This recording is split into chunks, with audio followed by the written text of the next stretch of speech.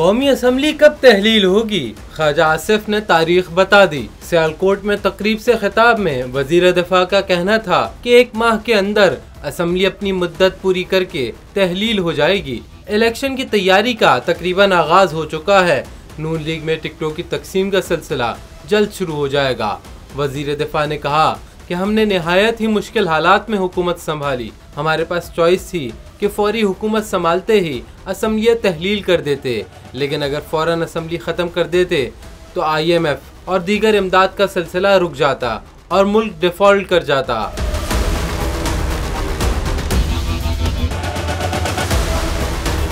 कहा कि 1 माह के अंदर असम्बली मुद्दत पूरी करके तहलील हो जाएगी। वजीर दिफा का कहना था कि हज़ारों अरब रुपए की बिजली, गैस और टैक्स चोरी होता है। यह सिलसिला जारी रहा तो मुल्क मुआशी तौर पर दरबदर होता रहेगा।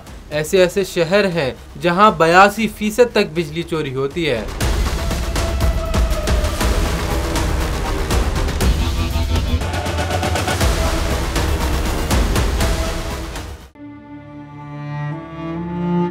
अवाम के लिए एक और मुश्किल, आटे की अदम दस्तयाबी पर अवाम परेशान। शदीद गर्मी में यूटिलिटी स्टोर्स के बाहर लंबी लंबी कतारें। बोल ने निभाई सहाफती जिम्मेदारियां, पहुंचाई घर घर ये आवाज। इस्लामाबाद के यूटिलिटी स्टोर से सस्ते आटे का हुसूल शहरियों के लिए ख्वाब बन गया।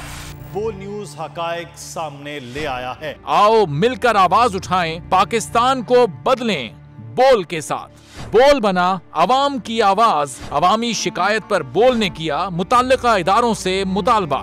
सुबह 6 बजे से आकर ये लोग आटे का इंतजार करते हैं। 7 बजे आई और नहीं मिल रहा है आटा, पैसे नहीं होते थे उधारे लेकर आती हूँ। वो कहते हैं जी 7 खजूर लाजमी लें। हमारे पास आटे के पैसे नहीं होते तो खजूर कहाँ से लें? क्योंकि बोल है पाकिस्तान का नंबर 1 न्यूज चैनल।